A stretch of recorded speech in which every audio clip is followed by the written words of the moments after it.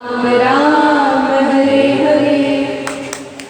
श्रीमद् भागवतम में 11वें स्कंद में वर्णन आता है। कृष्ण वर्णम त्वषा कृष्णम सांगोपांगास्त्र पार्षदम यज्ञ संकीर्तन प्राय भजन्ति ही सुमेधसः।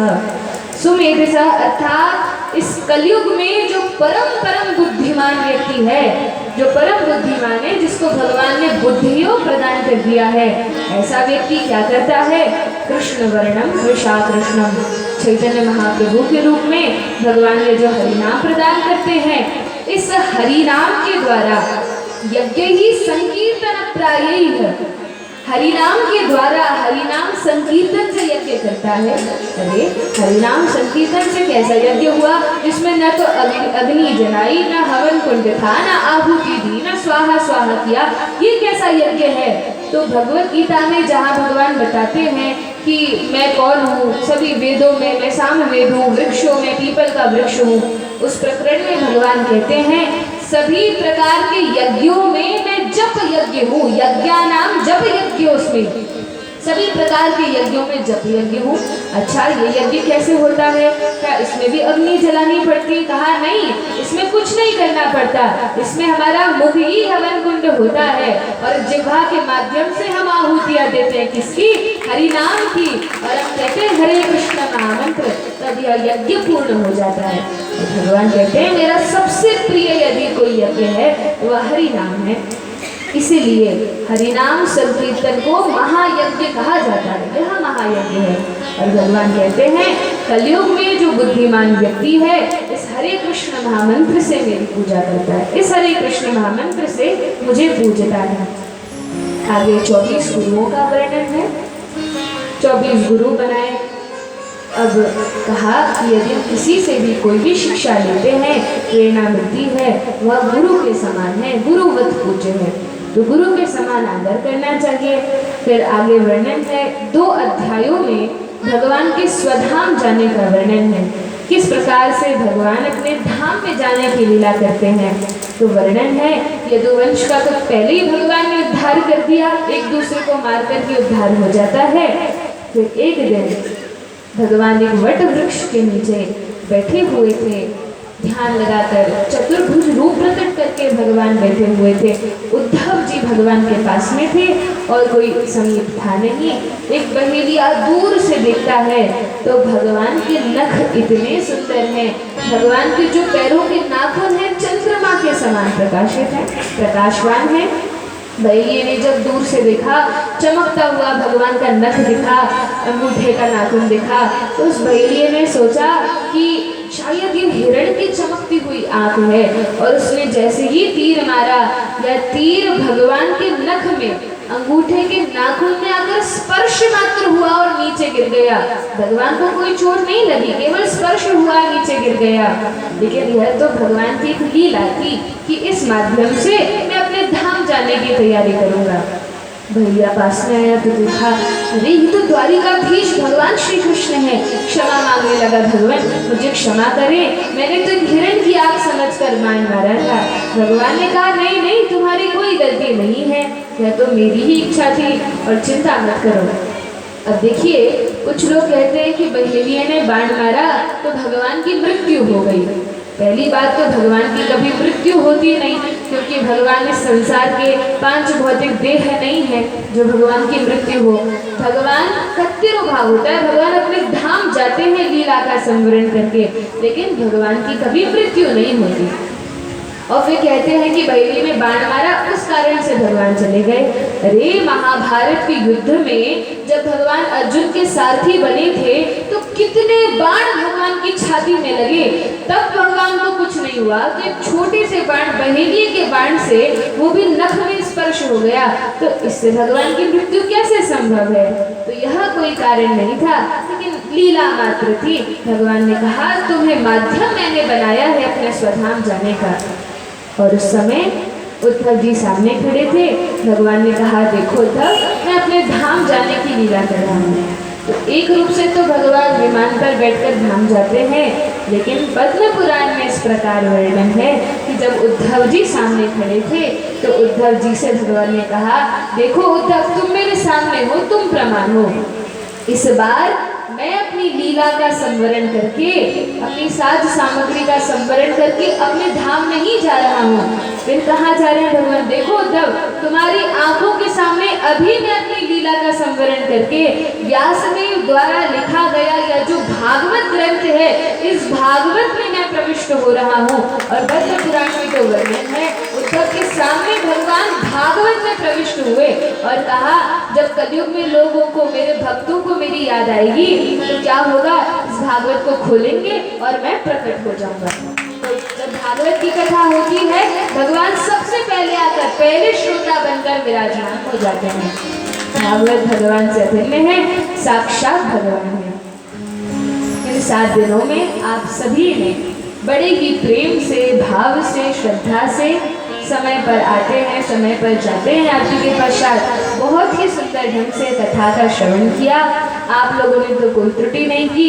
यदि मुझसे कोई त्रुटि हो गई हो तो अपनी बालिका समझकर, अभी आयु भी कम है, 18 वर्ष की आयु है, अपनी बालिका समझकर मुझे क्षमा करें। बालकों से तो गलतियाँ होती हैं, त्रुटियाँ होती हैं, और यदि कोई गलती लगी हो तो उसको कृपा करके सुधारें कि यह गलत हुआ था। तो प्रयास करेंगे कि अगली बार से वह गलती ना हो। यदि कोई त्रुटि हो तो क्षमा करें। निवेदन केवल इतना ही है, विनम्र हाथ जोड़कर निवेदन है कि कथा में जो सुना है कुछ याद रहा हो या न रहा हो, एक छोटी बात अवश्य याद रखना, क्या हरि नाम को मत भूलना। हरे कृष्ण महामंत्र का निरंतर जप करना है, रोज संख्या पूर्वक जप करना है। दूसरी बात, हमने अजामिल के प्रसंग में पढ़ा था क्या कि भगवान ने आदेश दिया है यमदूतों को कि हे यमदूतों, यदि मृत्यु के समय किसी के माथे पर चंदन तिलक हो तो उसको छूना भी मत, उसके समीप भी मत जाना। तो यदि संभव हो सके तो आप यह चंदन अपने घर पर लाएं, जो गोपी चंदन है, सफेद रंग का चंदन घर पर लाएं और नित्य इसको अपने ललाट पर लगाएं। दिव्य तेज, दिव्य शक्ति प्राप्त होगी, शीतलता प्राप्त होगी हृदय को, मन को, शरीर को, और हमारा मन हमेशा भगवान में लगा रहेगा, सही कार्यों में लगा रहेगा।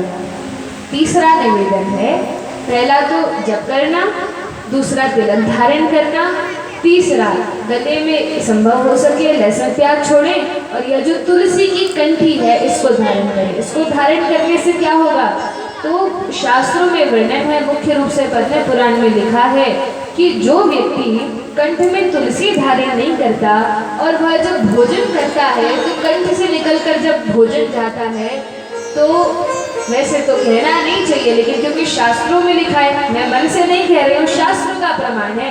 क्या कहते हैं शास्त्र? श्वान विष्ठा समम चान्नम जलम चा मदिरा समम। यदि भोजन करता है, गले में कंठी नहीं है, तो वह श्वान विष्ठा के समान होता है, और यदि जल ग्रहण करता है तो वह मदिरा के समान होता है। किसने कहा?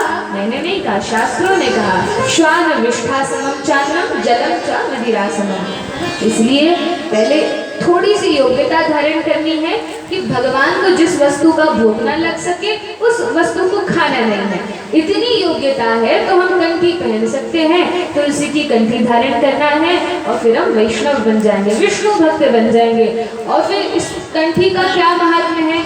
जिस प्रकार हम देखते हैं 2 प्रकार के कुत्ते होते हैं, एक गली का कुत्ता होता है, घर का कुत्ता होता है। घर के कुत्ते और गली के कुत्ते में क्या भेद है? कोई रास्ते चलता व्यक्ति कैसे पहचान जाता है कि ये किसी का कुत्ता है? जब देखता है गले में पट्टी बंधी है, समझ जाता है कि नहीं नहीं, इसको हम कुछ कर नहीं सकते, नगर निगम वाले भी पकड़ कर नहीं ले जा सकते, क्योंकि यह किसी का पालतू कुत्ता है, उसको कोई कुछ नहीं करता। लेकिन रास्ते का कोई भी कुत्ता होता है, सड़क का, तो उसको कोई भी अरे चल इधर भाग इधर आ, और नगर निगम वाले गाड़ी में रख कर ले जाते हैं। उसी प्रकार से या जो यमदूत हैं, जब देखते हैं कि भगवान विष्णु हमारे स्वामी का फंदा इसके गले में पड़ा है, पट्टी पड़ी है, तो उस व्यक्ति को लेकर नहीं जाते, अरे ये तो वैकुंठ का अधिकारी है, इसको हम कैसे ले जा सकते हैं? यह तो भगवान विष्णु का सेवक है, भगवान विष्णु का भक्त है, उसको छूते तक नहीं है, दूर से प्रणाम और करते हैं। यमदूत प्रणाम और करते हैं कि ये तो वैष्णव है, प्रणाम करके दूर से ही चले जाते हैं। तो इसलिए यदि संभव हो तो हम यह सब करें। चौथी चीज, भगवान को भोग लगाना। भगवान को भोग लगाकर ही कुछ ग्रहण करें। हमने सरल भक्त की कथा सुनी थी, कितना सरल था, लेकिन जब भगवान को पुकारता था तो भगवान कैसे हैं? कुसुमादपि सुकोमल, भगवान एक फूल से भी अधिक सुकोमल हैं, बहुत जल्दी ही अपने भक्तों के वश में आ जाते हैं। तो ये छोटी छोटी ऐसी चीज़ें हैं जो शास्त्रों में वर्णन है। इतना ही हम करेंगे, ये 4 चीज़ें करेंगे तो भगवान तो इतने प्रसन्न हो जाएंगे कि हमारे घर में आकर विराजमान हो जाएंगे। इतना तो हम कर ही सकते हैं। तो आइए पूर्णाहुति की ओर बढ़ते हैं। सभी मेरे पीछे पीछे पूर्णाहुति के श्लोकों का उच्चारण करेंगे। भवे भवे यथा भक्ति पादयोस्तव जायते तथा कुरुष्व देवेश नाथस्त्वं नो यतः प्रभो। सभी हाथ जोड़कर भगवान से प्रार्थना करें, हे हमारे स्वामी, हे हमारे नाथ, हे भगवान श्री कृष्ण, हमें आपकी शुद्ध भक्ति प्रदान करें। हमारा मन तो इधर उधर भटकने वाला है, बुद्धि छोटी है, हम जानते नहीं क्या मांगना क्या नहीं मांगना, लेकिन जो आप हमारे लिए परम श्रेयस्कर समझें वो हमें प्रदान करें, अपनी शुद्ध भक्ति प्रदान करें और अपने चरण कमलों में जन्मों जन्मों के लिए स्थान प्रदान करें। अब भागवत का जो विश्राम श्लोक है उसका हम सभी उच्चारण करेंगे। नाम संकीर्तनम यस्य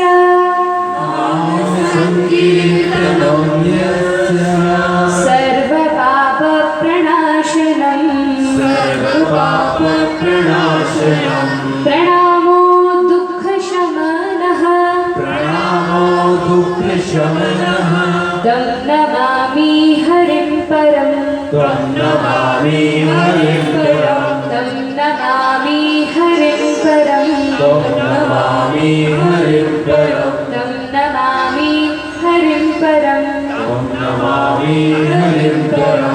नाम संकीर्तनम यस्य। देखिए भागवत का यह जो अंतिम श्लोक है इसमें सुखदेव गोस्वामी सार बता रहे हैं और सार में भी ये भी यही कहते हैं, नाम संकीर्तनम यस्य, जिनका नाम संकीर्तन करने से सर्व पाप प्रणाशनम, सारे पाप नष्ट हो जाते हैं, जलकर भस्म हो जाते हैं।